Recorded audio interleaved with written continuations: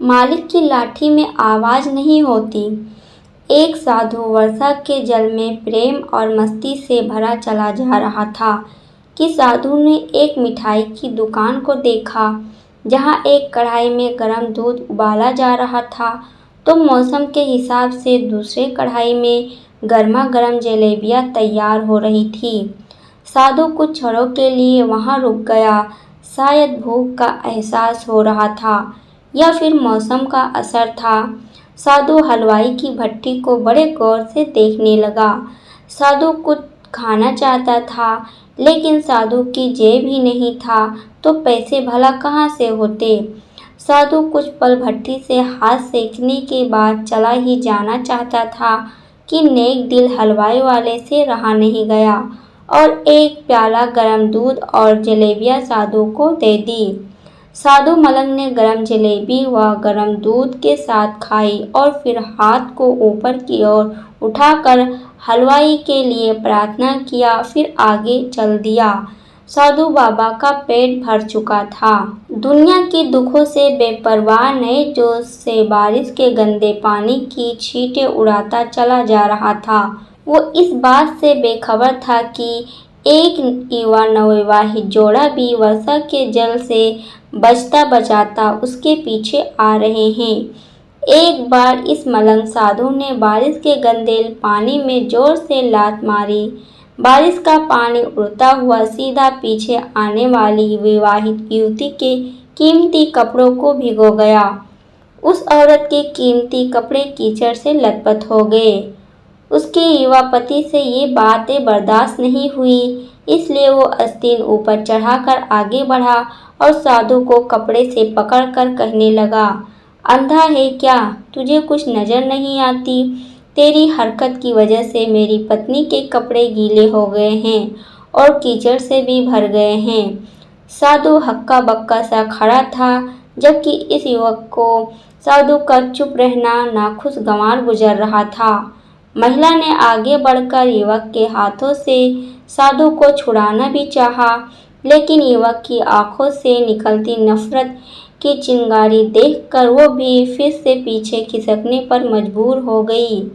राह चलते राहगीर भी ये सब दृश्य देख रहे थे, लेकिन युवक के गुस्से को देखकर किसी में इतनी हिम्मत नहीं हुई कि वे उसे रोक पाते और आखिर जवानी के नशे में चूर होकर उस युवक ने एक जोरदार थप्पड़ साधु के चेहरे पर जड़ दिया। बूढ़ा साधु बाबा थप्पड़ की ताब न झेलता हुआ लड़खड़ाता हुआ कीचड़ में जा पड़ा। युवक ने जब साधु को नीचे गिरता देखा तो मुस्कुराते हुए वहां से चल दिया। बूढ़े साधु ने आकाश की ओर देखा। उसके मुंह से निकला, वाह मेरे भगवान, कभी गरम दूध जलेबी और कभी गरम थप्पड़, लेकिन जो तू चाहे मुझे भी वही पसंद है। ये कहता हुआ वो एक बार फिर अपने रास्ते पर चल दिया। दूसरी ओर वो युवा जोड़ा अपने मस्ती को समर्पित अपने मंजिल की ओर चला गया। थोड़े ही देर चलने के बाद वे एक मकान के सामने पहुंचकर रुक गए। वो अपने घर पहुंच गए थे। वो अपने जेब से चाबी निकालकर अपनी पत्नी से हंसी मजाक करते हुए ऊपर घर की सीढ़ियां तय कर रहा था। बारिश के कारण सीढ़ियों पर फिसलन हो गई थी। अचानक युवक पैर फिसल गया और वो सीढ़ियों से नीचे गिरने लगा। महिला ने बहुत जोर से शोर मचाकर लोगों का ध्यान अपने पति की ओर आकर्षित करने लगी, जिसकी वजह से काफी लोग तुरंत सहायता के लिए युवक की ओर लपके, लेकिन देर हो चुकी थी। युवक का सिर फट गया था और कुछ ही देर में ज्यादा खून बह जाने के कारण इस नौजवान युवक की मौत हो चुकी थी। कुछ लोगों ने दूर से आते साधु बाबा को देखा तो आपस में कानाफूसी होने लगी कि निश्चित रूप से इस साधु बाबा ने थप्पड़ खाकर युवक को श्राप दिया है, अन्यथा ऐसे नौजवान का केवल सीढ़ियों से गिरकर मर जाना बड़े अचंभे की बात लगती है। कुछ मन चले युवक ने ये बात सुनकर साधु बाबा को घेर लिया। एक युवक कहने लगा कि आप कैसे भगवान के भक्त हैं, जो केवल एक थप्पड़ के कारण युवक को श्राप दे बैठे। भगवान के भक्तों में रोष व गुस्सा हरगिज नहीं होता। आपको जरा सी असुविधा पर भी धैर्य ना कर सके। साधु बाबा कहने लगे, भगवान की कसम, मैंने इसको श्राप नहीं दिया। एक युवक ने कहा, अगर आपने श्राप नहीं दिया तो ऐसे नौजवान युवक सीढ़ियों से गिरकर कैसे मर गया?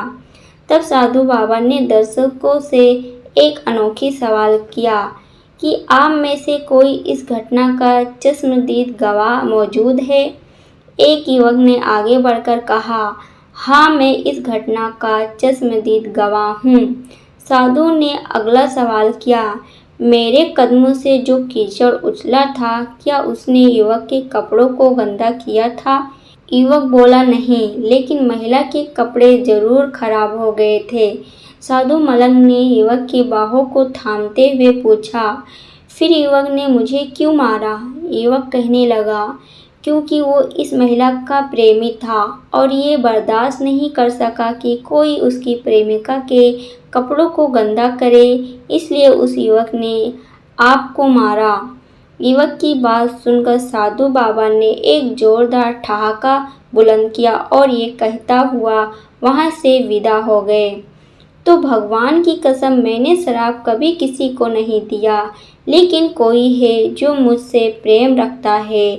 अगर उसका यार सहन नहीं कर सकता तो मेरे यार को कैसे बर्दाश्त होगा कि कोई मुझे मारे, और वो इतना शक्तिशाली है कि दुनिया का बड़े से बड़ा राजा महाराजा भी उसकी लाठी से डरता है।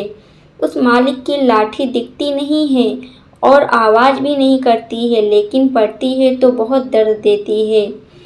दोस्तों, हमारे कर्म ही हमें उसकी लाठी से बचाते हैं, बस कर्म अच्छे होने चाहिए।